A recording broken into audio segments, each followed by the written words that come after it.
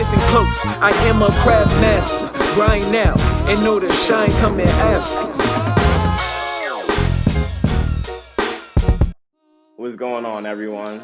Welcome to this edition of the Craft Master Podcast. On this episode, I have one of my favorite people in the world on. She is a former UCLA gymnast. Currently, who knows what she's doing? She's all over the place. And she's just one of the dopest humans I've ever met in my life. The Craft Master Podcast would love to introduce to you guys Katelyn Ohashi. What's going on? How you doing, girl? Hi, thanks for having me. Thank you for coming on. How you doing, man? How's the weather out there? Honestly, it was cooling down, but tomorrow it's gonna be 90. So I was just skateboarding out in Venice today. So skateboarding? How's that been going? Skating weather. How's the skateboarding been going? Still pretty subpar, honestly. Yeah, I like that nose ring. That's different. Thank With you. the red hair.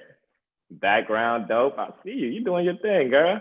I had a conversation with you yesterday, actually, and we were speaking on just the lack of equality amongst men and women in sports.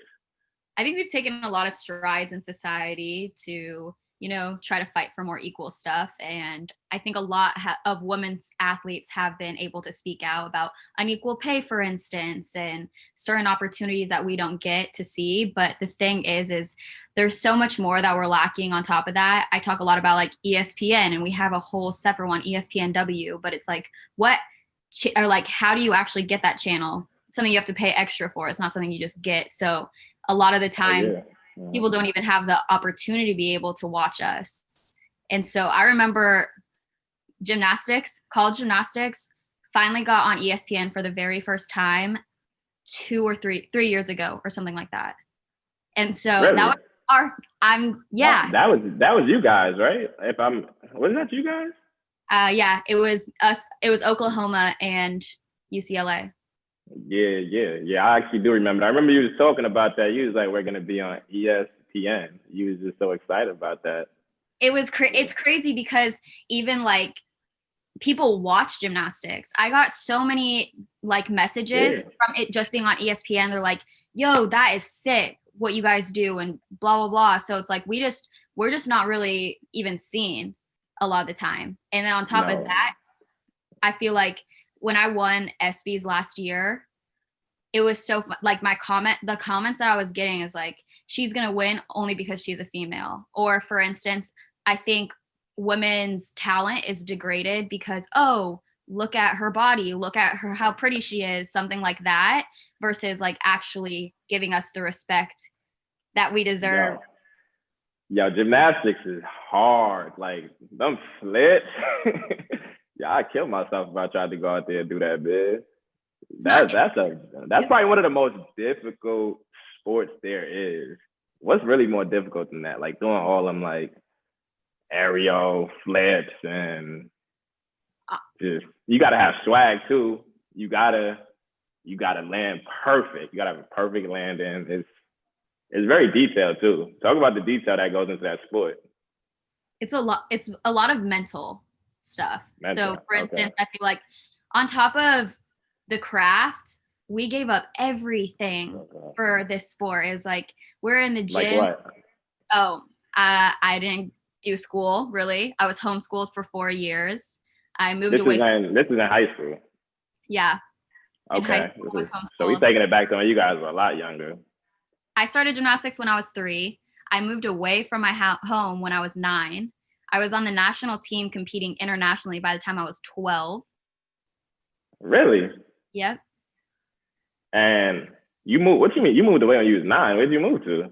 I moved from Washington to Missouri for 3 years, and Texas for 6.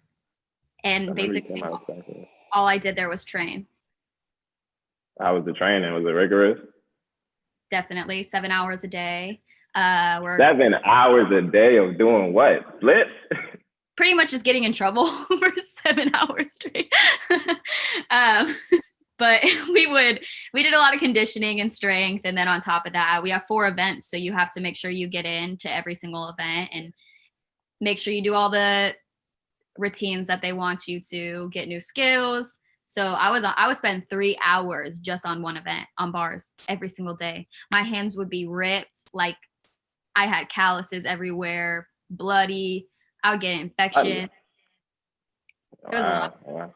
What did you guys do for conditioning? Because I know in basketball, like we either like run the track, we do suicides, but you guys don't have to be in that type of shape. So what do you guys do for conditioning? Different things, a lot of body strength, like lifting ourselves up. So we do like chin up pullovers on bars. We do rope climbs, leg lifts. One of the gyms I went to actually had us up at the track. So we would run 2 miles pretty much 3 times a week. I remember I was always like the shortest one and we'd have to do sprints at the end. And he would always tell me, if you were to get last on all of them, you have to run another lap. So I was like trying my hardest to sprint as fast as I could. That's dope though, but you love the experience as a gymnast. I have so many. I mean, everybody has the ups and downs, but overall, I don't want to say you love the entire experience. Everybody. I was gonna say. Yeah. All right. I think when I came to college, I learned to fall in love with the sport again. Before that, I was miserable. By the time I was 12, I hated gymnastics. So I had a really bad back injury when I was 16, and that prevented me from competing for 2 years. And during that time, that was the first time I actually asked myself, I'm like, all right, what do I want to get out of gymnastics? Because the Olympics is not even an option anymore. My body's too beat up. I never even wanted that. It felt like everyone around me wanted it more than I did. There's a lot of expectation in sports, period. The expectation, I was just talking to Jay Hands about this. The expectation that comes with sports is crazy. People don't understand how crazy that is. Someone put into perspective too, like athletes don't sign up for like fame and certain things like that. So what comes with it of being like a good athlete is also crazy. And EK and I were having a conversation about social media even, and how some athletes are like doing their own thing and they'll put my reasonings, my beliefs don't reflect my team and like all that stuff. So they're able to kind of post more. Because you're always associated with your organization that you're a part of, essentially. Like I know, like they used to speak about it at UCLA all the time. Like wherever you go, like you're representing UCLA, the brand. You're representing the brand. But bro, when are you ever representing yourself? You feel me? Let's talk about life after gymnastics. Like how's life been after college? It was really hectic. My first year out of college, it was like honestly, before I even graduated, my life was hectic. So trying to finish college and do all the traveling appearances that I was doing was a lot my last quarter. And so it was a relief being done with school, honestly. But now that quarantine hit, so I was traveling like probably every other day. Quarantine hit and my life just kind of came to a halt, which has been nice. Exactly right.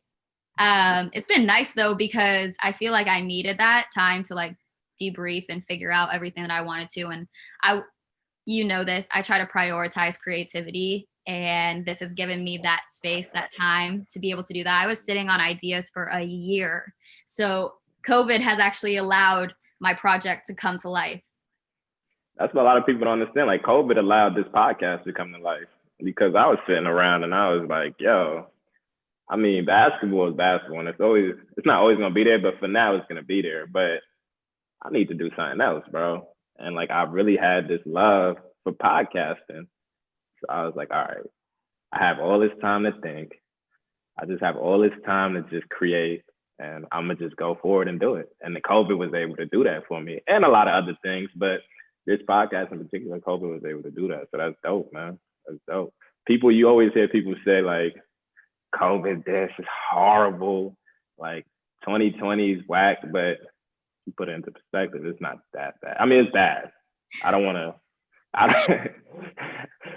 to say it's not bad, but I mean, your perception is essentially everything. So if you look for the positive. People have had definitely different experiences. Like, luckily, we aren't some of the people that have experienced death throughout this time. But yeah, so that's what I'm saying. It's for sure bad. Like, I don't want to not shine light on that. For sure. one of the things that you've been very vocal about is body shaming. Speak on that a little bit. You was in ESPN The Body, of course. I remember when you was doing that.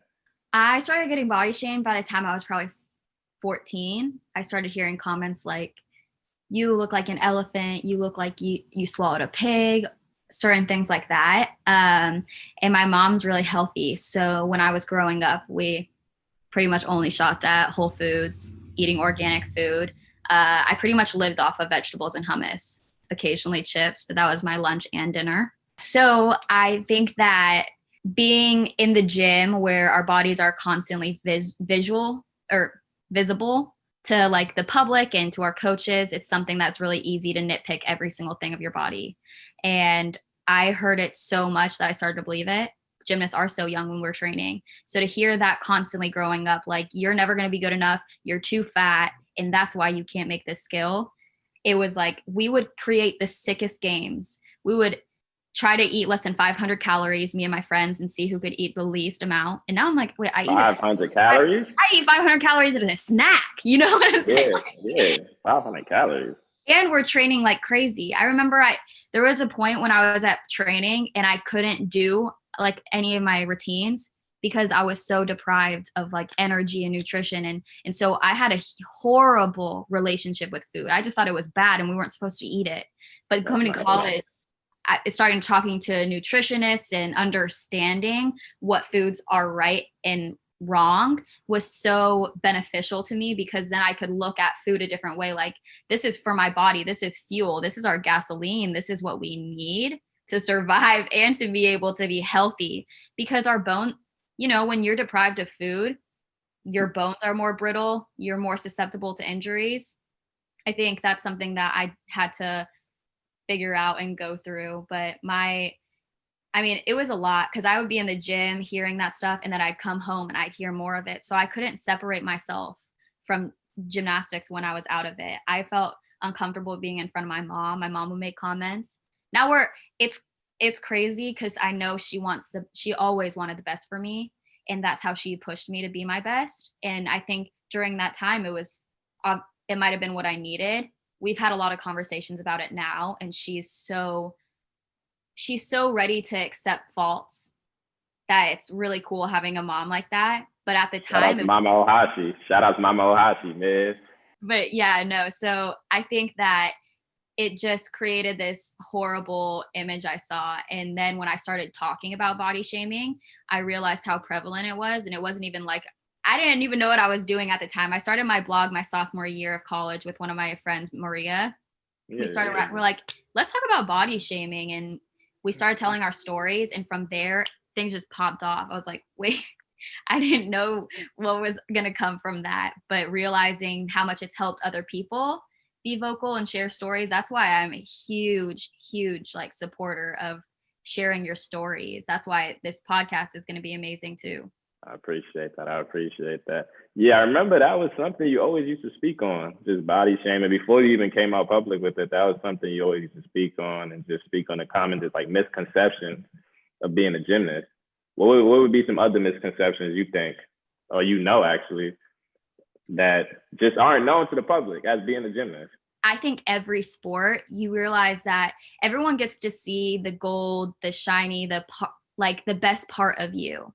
They don't see the hours that went into being able to perform that way. So when I got to college, I remember like hearing all the people that weren't in sports, like they hated us low key. Certain people like, oh, they get all these benefits. And then I remember talking to one of the trainers. I was like, wow, honestly, I used to think the same way until I realized everything you guys do. And it was like, he's like, you guys do deserve like PLF or peer learning facilitator and certain things like that, because it's not easy. We miss practice or we miss school all the time because we're traveling for games, competitions.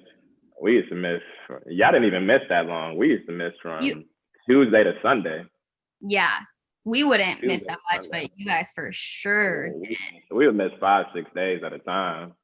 And that's crucial because that could potentially be 2 classes and there could be a test in between there. And now you have to make it the test, so you have to take the test on the road. Yeah, that was a lot, man. Actually, now that I think about it, we shout out to us. We made it through that. I'm saying, we really did. Remember that class I met you in? What was the name of that class again? Oh my German God. 59. German 59. Prince is in the back. Orange is I wasn't in the back. Black would come up on the speaker. I was in the middle of the class. I was in the middle of the classroom. Don't. But I was watching Orange is the New Black. That was the show I was watching at the time. This was freshman year. This was freshman year summer before anybody was even on campus. Yeah. And that's how, I mean, every athlete was in that class. So it was just like all of us trying to figure out what the heck was happening. I remember we had that paper. Okay. Yeah. This is my favorite story of Prince. He asked me to come, or like he asked me to help him revise his paper. He shows up with no paper in his hand. He's like, well, I got it on my phone. I was sitting there like, oh, this kid. Yo, that was wow funny. I don't know what I was doing. You know what? School, you know what's crazy? You couldn't get me to read a book in college, but now I just read on my own. Like I read all the time, but I wouldn't read anything in college. Like maybe I skimmed through it, but it wasn't on my mind. I agree, but something that I wish, I'm like, wow, the stuff that they did give us to read. Yo, it was amazing. It was amazing so content. Good. That's why I look back like, damn, I probably should have paid more attention. And I'm I'm not even 1 year removed yet, and I'm thinking that. I agree. It was like almost immediately, like right after college. I still talk about the articles that I actually did take time to read, which is very, very few. I wish I did take more time and advantage of the materials that they gave us and stuff like that, because it's, what you can learn within that. I'm like, let me go back and try to find all this stuff. There was a lot of knowledge there. But that goes back to just being an athlete. Like your mind is just usually there. There was few athletes who were able to just like put that switch on, and academics and athletics. But there's so much in between, and there's so much going on. Like that for me, I don't want to use that as an excuse, but for me in particular, that was not where my mind was. I was gonna say also, well, Prince, we know where your mind was. No, I'm just kidding. Yeah. No, but I feel like with athletes, it's really hard to even get into a major that you want because practice just prohibits all of the time that you have. I don't know, or like takes up the time so you can't get into the classes you need to for your major. You are an artsy individual. Define art for me. Like, what is your definition of art? I feel like art to me is expression. So however you feel, and I don't think that you have to be good at art, because you start realizing it's like paintings that go for millions of dollars are literally like sometimes chicken scratch. So it's all from your perception. Exactly. And it's really cool because what the artist was thinking at the time and how people interpret it so differently, and it can help each person differently in their different walks of life and their journeys that have brought them to the conclusion of however they wanted to interpret that piece of art. So I think it's just helpful to everyone in the world. And that's why I really wanted to study world arts and culture in college, because it was art as artivism. And it's how do you help people through art? That's why when I write poetry, I try to make it about social issues and to educate and inform and, try to portray this message. Yeah, you've always been an interesting individual. I thought you was weird when I first. I'm playing. I mean, I probably was. But you know what? That's probably why we're so cool, because people think I'm weird too. You are. So I'm not that weird. Honestly, the thing is it's like, what human isn't weird? That's what I've started to understand and learn. It's like, if someone doesn't like your weirdness, that's fine. It has nothing to do with it. I don't mind anybody's weirdness, unless you just doing way too much. But for the most part, if you sticking into your own lane, I don't care, man. So how do you express your art? I like using words to express my art. So obviously through poetry. I started getting into new forms. I also really love photography. So Yeah. I've been trying to take as many photos as I can. I used to find myself in front of the camera more than behind it, but once I started getting behind the camera, I'm like, oh, this is different because It's I from like your control. eyes. It's from your eyes. Yeah. I also have started getting into like directing. So I want to create videos that portray the message in my poem even more so. So people hate reading nowadays. I wanted to come out with a book, but I kid you not, it's like our phone is right at our fingertips all the time. It's so easy. I can't read from my phone. I get distracted. I need a hard copy. I was going to say, like, flipping through a book is what keeps me going. I could never read on my phone. Yeah.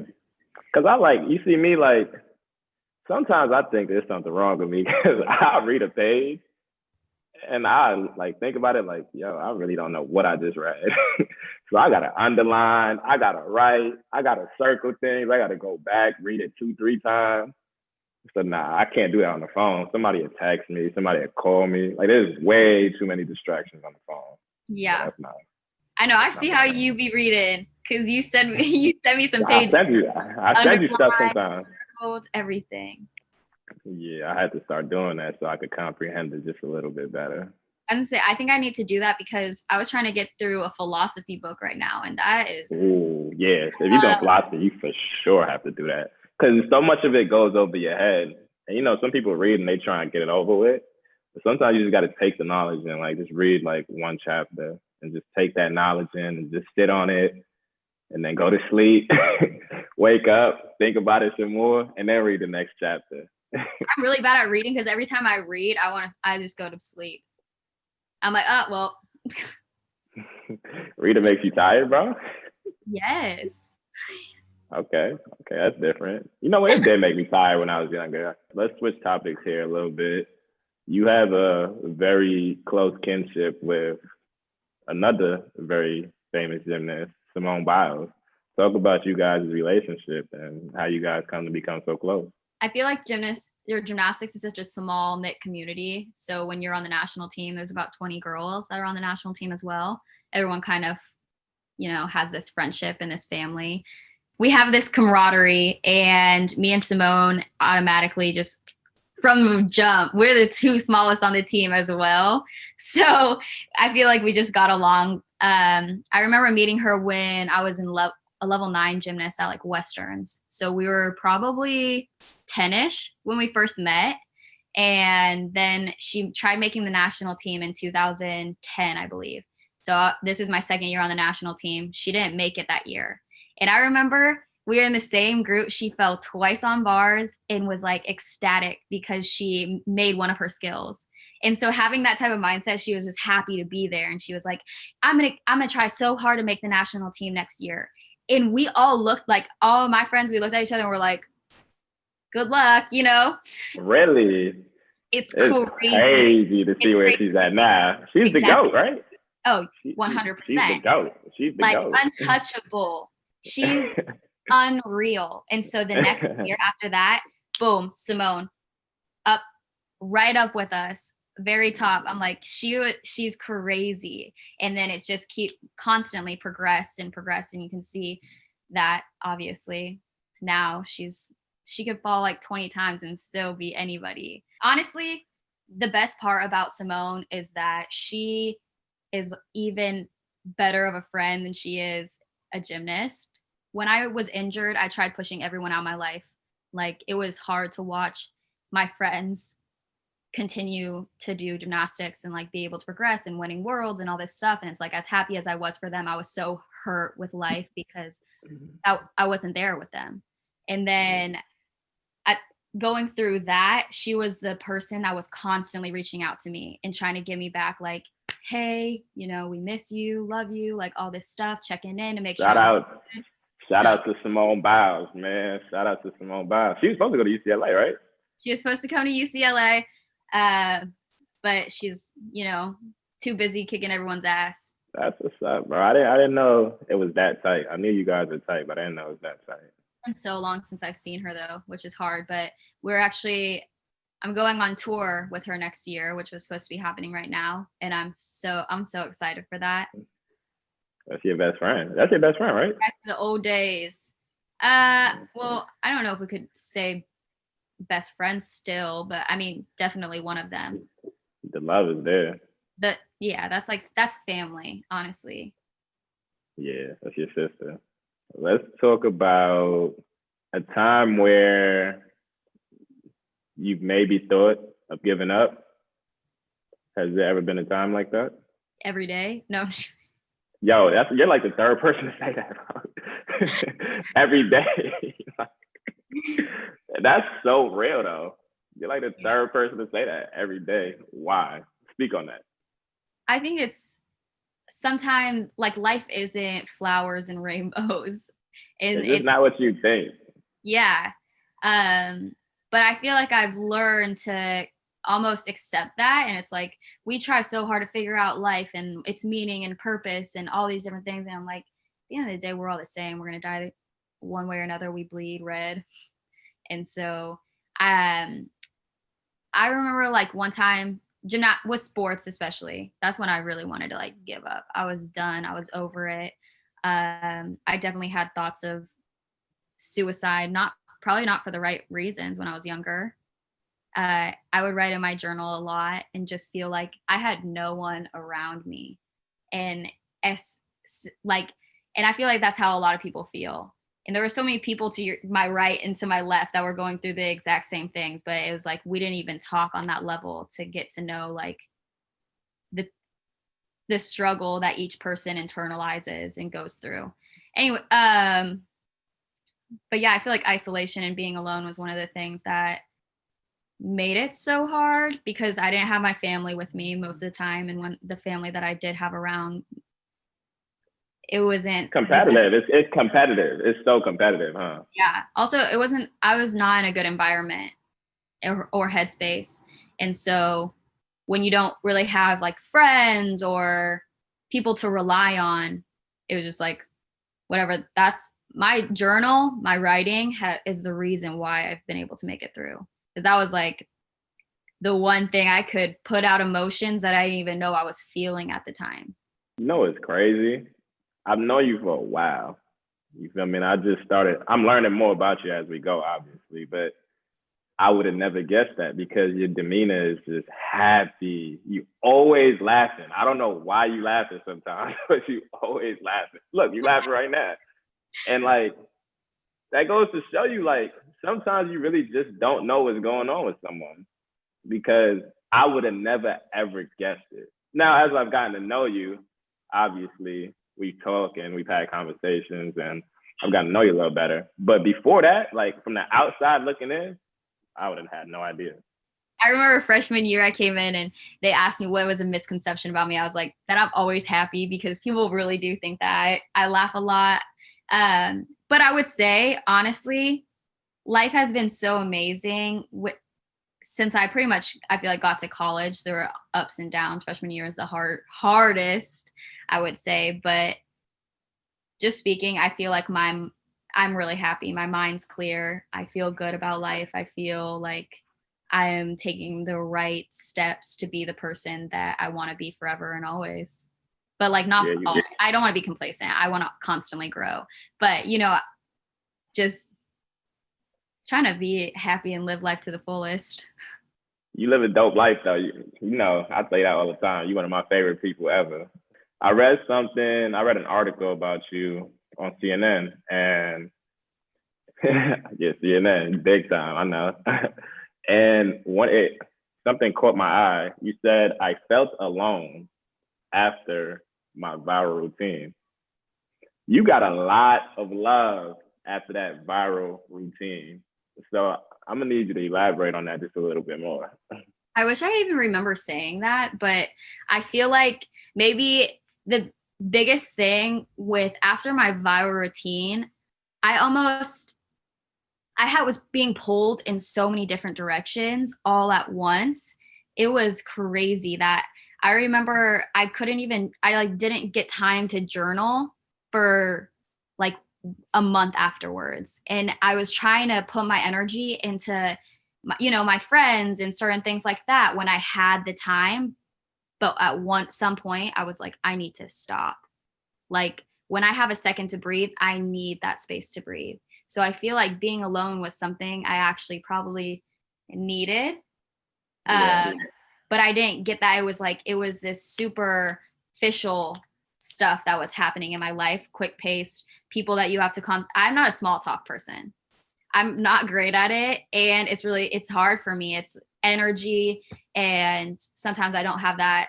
I'm not in the space to be able to do that. And that's what I feel like I do every time I'm at an event. Like you have to give your energy to everyone around you and be this happy person that likes small talk and wants all this attention. And then I'd come back home and it was just like, it was heavy, I felt like. But of course, at the same time, it was like the opportunities that I got were incredible and out of this world. And I'm so grateful for them. It was just a lot at that time. And I feel like I wish it would have been, I don't know. I like the connection that we have. We've known each other for years and we've only gotten closer and closer. And you're a person that conversation's so effortless with. And we talk about like deep stuff. Those are the connections that really fuel me. And I wasn't having that nearly enough during the time after the viral routine. It was kind of just like everyone wanted my time and space. The vulture. You got a bunch of vultures around you. Yeah. Talk about your relationship with Miss Val, especially during that time. I know you love Miss Val. I know you always talk about that. That's your heart. But talk about how much she helped you during that time. Honestly, shout out to my entire team because during that time, shout out to UCLA Gymnastics, man. Shout out to UCLA Gymnastics.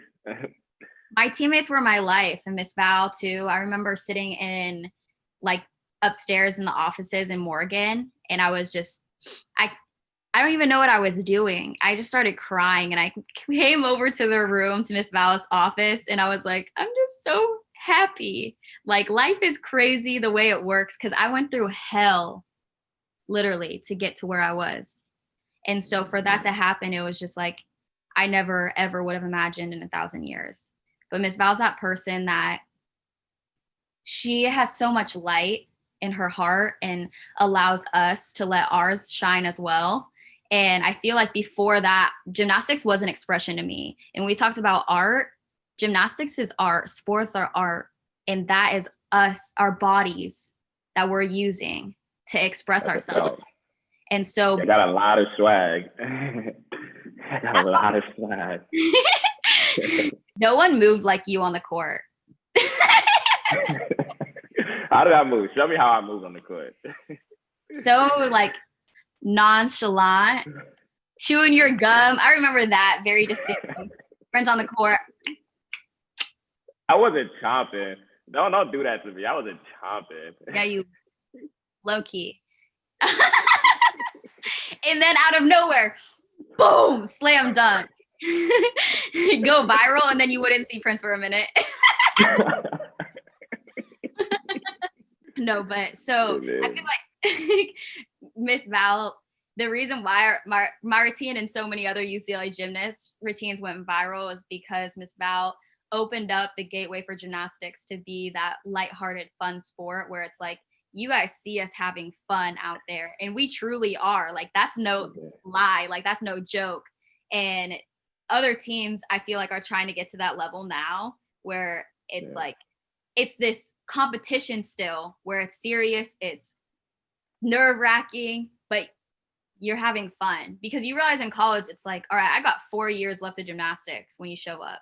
So either I'm not going to care about it or I'm going to give it my all because these are my 4 years that I have. And Miss Val lets us, like, you want to care so much about gymnastics during those 4 years because she makes it that fun.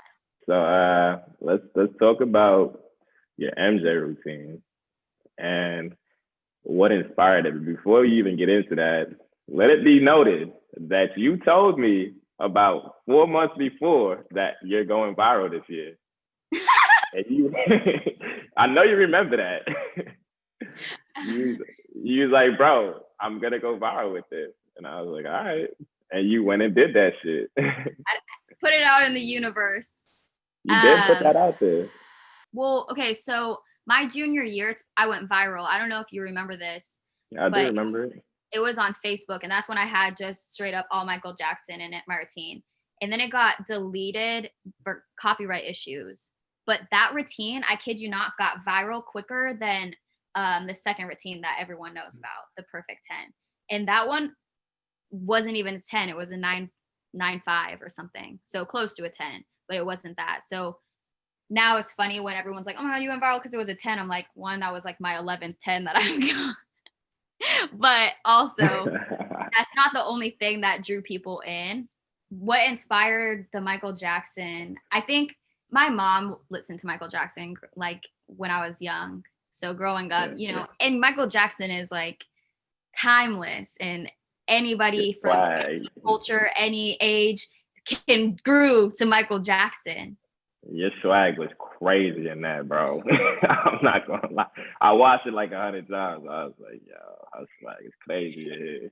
I feel like you're the person that would send it to me over and just be like, I still can't believe, like, I feel Remember, like I used to send you. It used to be because you know what it was. It would be people who just commented that I knew when I was younger posting it. I was like, damn, people really like. She's really out there. Like, I'm happy for her. Like, she's really out there. And then what made it crazy is, like, I remembered you was like, I'm going, like, it's going to happen. So I was like, yo, she really said she's going to do that shit. And then she went and did it. That's fire. Thank you. Yeah, no, I feel like a lot of it came from, honestly, I love dancing. I love, like, just freestyling. And my junior year, that was the first year I started really taking life in to the fullest and just, like, having different perspectives and knowledges and people in my life that were pushing me to be better. Super big to have. Your circle needs to be people that elevate you. So my junior year, I'm like, man, I want to do something cool. Like, I freestyled to music for a month before I got the routine put together. And Miss Val would be like, I like that, I like that, I like that. And finally we crafted this thing. Hallie, who went viral, I don't know, a few years ago, like, she's the one that always has somebody who goes viral. UCLA, like every year somebody goes viral. It started off with Sophia. It actually started with a LSU gymnast, Lamentia Hall. She was the first person to start this viral gymnastics routines. And then Hallie went viral with like 5 million, I want to say. And then Sophina really, Sophina hit like 40 million and was, doing it big. She definitely started that gateway, opened the gateway for all of us. Was it Nia? Nia went viral this year. Nia went viral. Amazing. Yeah, y'all doing that. Who's gonna get it this year? Put it out there. Who's gonna get it this year? Shoot. If you had to take a guess, who would it be? Would it be Nia again? No, you can't guess Nia again. Who would it be? Probably Margzetta. I could see Margzetta getting that. Yeah. I could see Margzetta getting that for sure. Let's transition to the quote segment. So I just want to know what your favorite quote is and why does it resonate with you? My favorite quote is, the unfolding of your words gives light. It brings understanding to the simple. That's Psalm 119, 130. And I was reading a book. It's like one of my favorite books, the book X. And this girl she grew up in a religious household. I actually did too. I grew up Catholic, went to Catholic school, and, you know, Sundays were for church, my one day off. But as I started getting older, you know, questioned more things.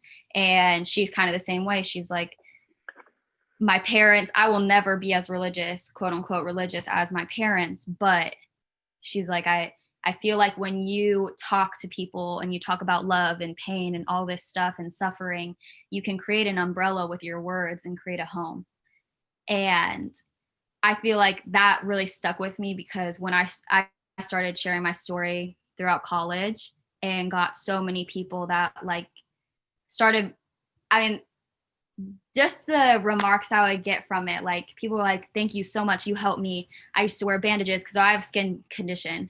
You can like see like all over.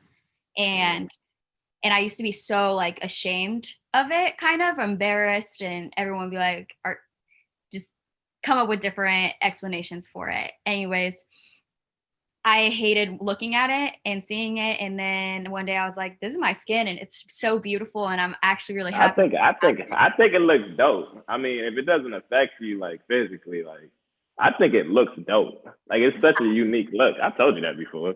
I really do like it. Yeah, I truly do. I like that. Thank you. Yeah.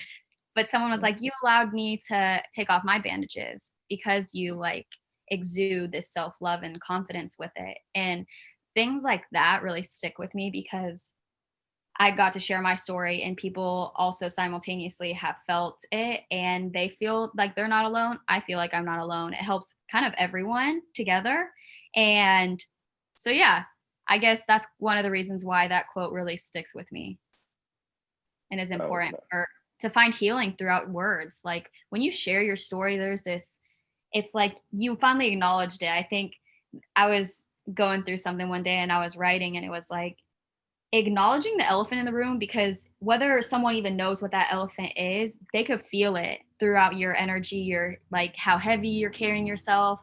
And so if you were to just acknowledge it, I remember the best example I could give you is like when I used to get really bad acne, like I would have to like point it out like, ugh, look at this pimple on my face. And then I could move forward from it. And so just being able to announce yourself, your presence, everything for what you are and move away, you can finally like be secure with it. Well, what people got to understand is the elephant in the room is such a real thing. And in your perception, like that pimple is there, right? And you don't want people to know that that pimple is there, right? But people already know that that pimple is there.